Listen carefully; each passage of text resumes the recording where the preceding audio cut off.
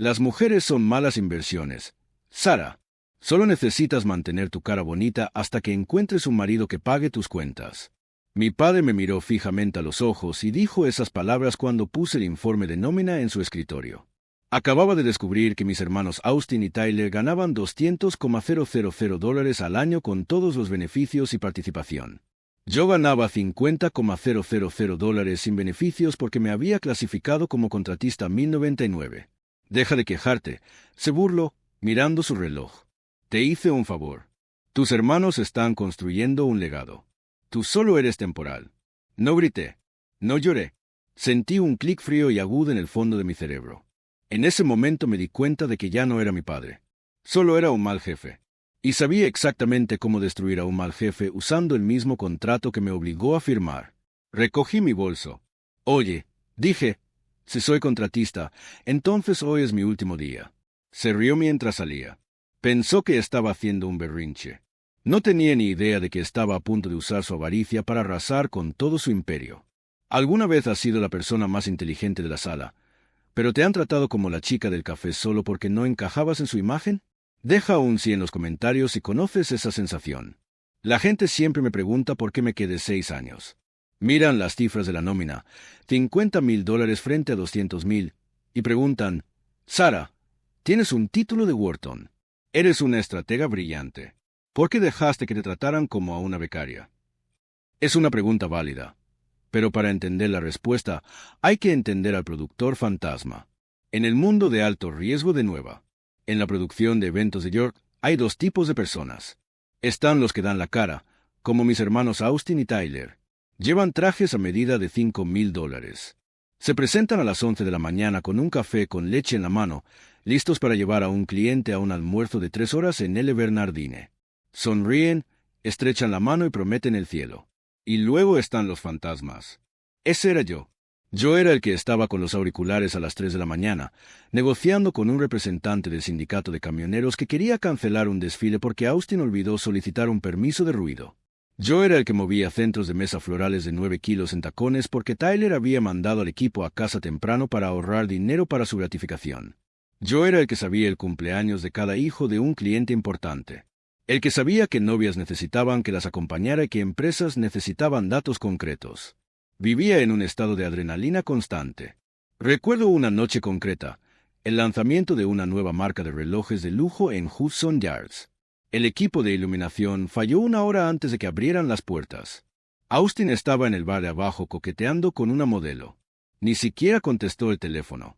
No entré en pánico. Subí una escalera vestida de seda. Me quité la blusa. Desvié el interruptor y desvié la energía del generador de emergencia. Cuando se encendieron las luces, Austin entró, me dio una palmadita en el hombro y dijo, «Buen trabajo, hermana». Le dije al cliente que nos encargaríamos. Se llevó el crédito. Se llevó la comisión. Tomé el metro a casa porque el precio de las búsquedas en Uber era demasiado alto para mi presupuesto. Mirando hacia atrás, parece una locura, pero esa es la trampa del síndrome de la buena hija. Mi padre, Richard, no solo me robó el trabajo, me robó la capacidad de evaluar mi propio valor. Desde pequeña, me enseñó a creer que mi utilidad era el precio de mi existencia. Austin y Tyler son unos locos, decía con un guiño, como si su incompetencia fuera encantadora. Pero tú, Sara, eres la confiable. Eres el pegamento. Me hiciste sentir que ser el pegamento era un gran honor. Usaste mi propia competencia como arma en mi contra. Pensé que sufrir era lealtad. Pensé que si me esforzaba lo suficiente, se lo salvaba de suficientes desastres. Con el tiempo me mirarían y dirían, «Te vemos. Aquí está tu lugar en la mesa». No me di cuenta entonces de que no estaban esperando a que yo demostrar mi valía. Contaban conmigo, sin darse cuenta de que ya lo había hecho. No querían un socio. Querían una mula. El estatus de contratista no era solo una decisión financiera para ahorrar un 15% en impuestos sobre la nómina. Era una guerra psicológica. Al negarme beneficios, acciones e incluso un puesto de trabajo, Richard reforzaba constantemente el mensaje. No eres uno de nosotros. Tu ayuda eres temporal. Pero cometió un error. Olvidó que la ayuda lo ve todo. Mientras ellos estaban ocupados contabilizando los gastos de las cenas con clientes y construyendo sus marcas personales, yo me aprendía cada cable, contrato y vulnerabilidad de la máquina que llamaban empresa. Yo era quien construía el motor. Y cuando construyes el motor, también sabes exactamente qué cable tirar para apagarlo todo. El final no fue un estallido. Vino con una disculpa humillante que no debía. 2 días después de encontrar el archivo de la nómina, Austin incumplió una fecha límite crucial. Estábamos organizando una fiesta de lanzamiento para un conglomerado tecnológico japonés en el MoMA. El depósito para el catering, $75,000, debía pagarse a mediodía. Austin debía transferirlo. En cambio, estaba en un almuerzo estratégico que incluía 3 botellas de vino. A las 2 de la tarde, la empresa de catering me llamó gritando. Se marchaban. Faltaban 48 horas para el evento. Entré en la oficina de Richard. Austin se perdió el telegrama. Dije, estamos a punto de perder el del catering. Richard no llamó a Austin. Me miró por encima de sus gafas de leer y dijo, arréglalo. No puedo arreglar un cable que se ha saltado. Papá, el dinero se ha ido. Vuelve a llamarlos. Dijo, bajando la voz a ese tono peligroso y bajo. Dile que fue un error administrativo tuyo. Dile que te equivocaste de número de ruta. Quítale la presión a tu hermano. Lo miré fijamente. ¿Quieres que le mienta a un proveedor que conozco desde hace 5 años? ¿Quieres que parezca incompetente para proteger a Austin? Austin es la cara visible de esta empresa. Sara, los clientes necesitan confiar en él. Tú eres la que está en la trastienda. No importa si piensan que estás un poco dispersa. Simplemente hazlo. No importa si piensan que estás un poco despistado. Esa fue la frase que colmó el vaso. Ya no se trataba solo del dinero. Se trataba de mi reputación. Estaba dispuesto a quemar mi credibilidad profesional para mantener el traje de su hijo limpio. Tomé la decisión. Mentí. Asumí la culpa. Escuché al director de catering llamarme poco profesional y una carga. Me lo tragué todo como me había tragado cada insulto durante 6 años. Pero cuando colgué el teléfono, volví a la oficina de Richard con una última petición. Guardé la cuenta, dije, pero quiero un cambio de título. Quiero que me nombren director de producción. Lo quiero en la página web y en mi tarjeta de visita. Richard suspiró, frotándose las sienes como si yo fuera un niño revoltoso pidiendo un pony. Ya hemos hablado de esto. Sara, es una cuestión de imagen. Imagen. Nuestros clientes son de la vieja escuela. Les gusta tratar con los hombres para la estrategia y contigo. Para los detalles. Si te nombro director, confundo la jerarquía.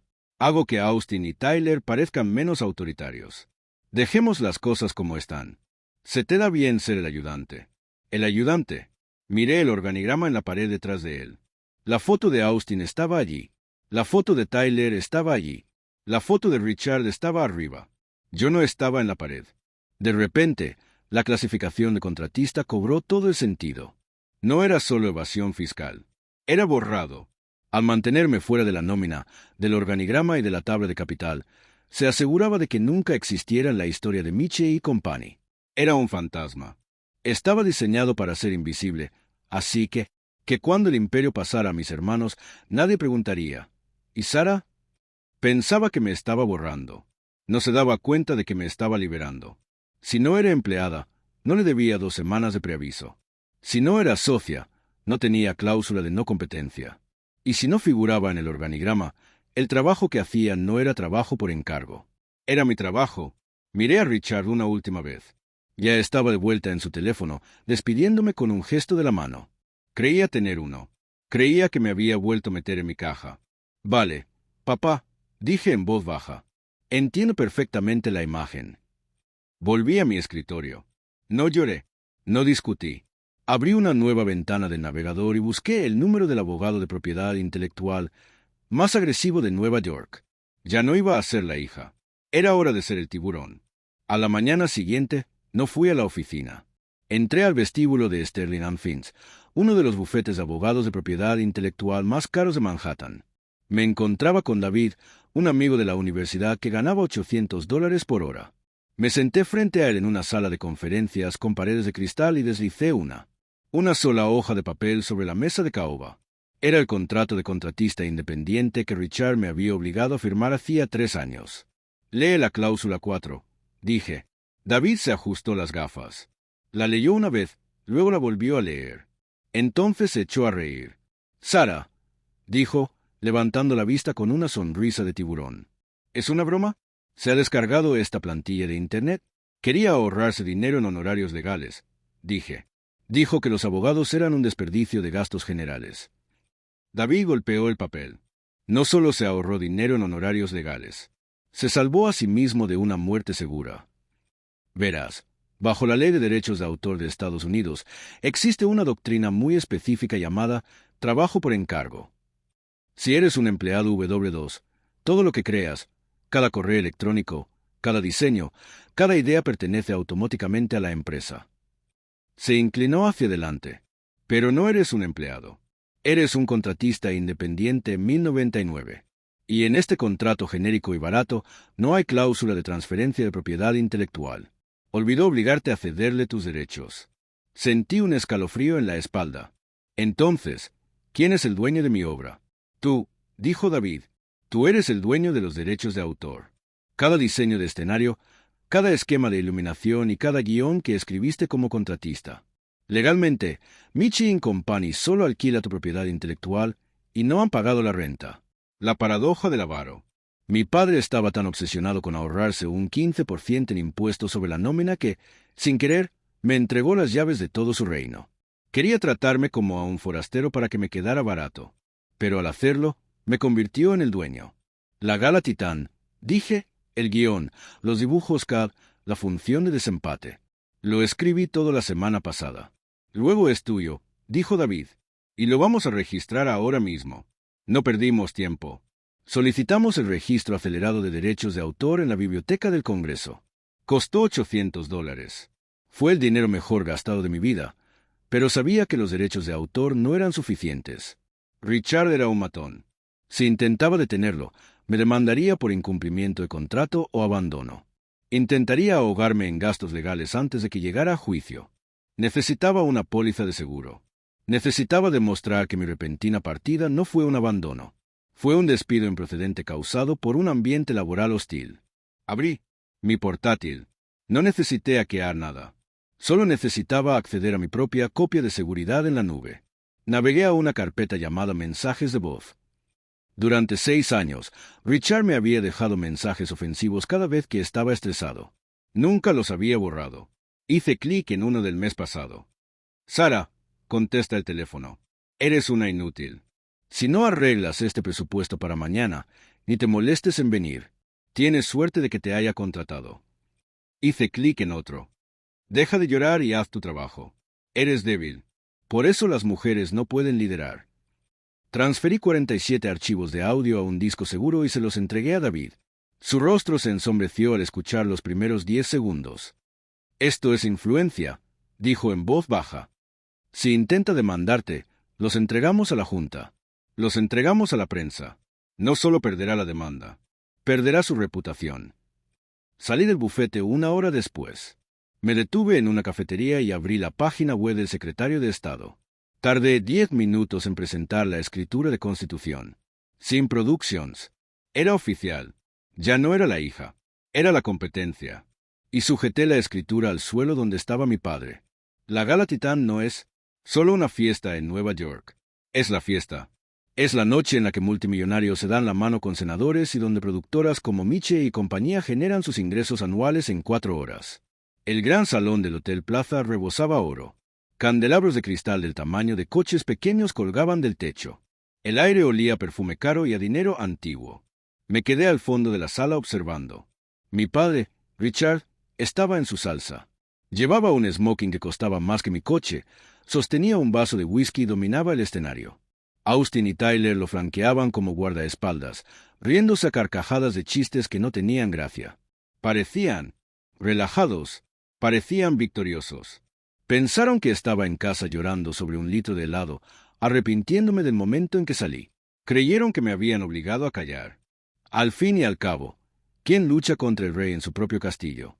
Olvidaron que yo construí el castillo. Esta vez no entré por la entrada de servicio. No llevaba auriculares en el cuello ni un portapapeles en la mano. Durante 6 años había sido invisible, vestida de productor.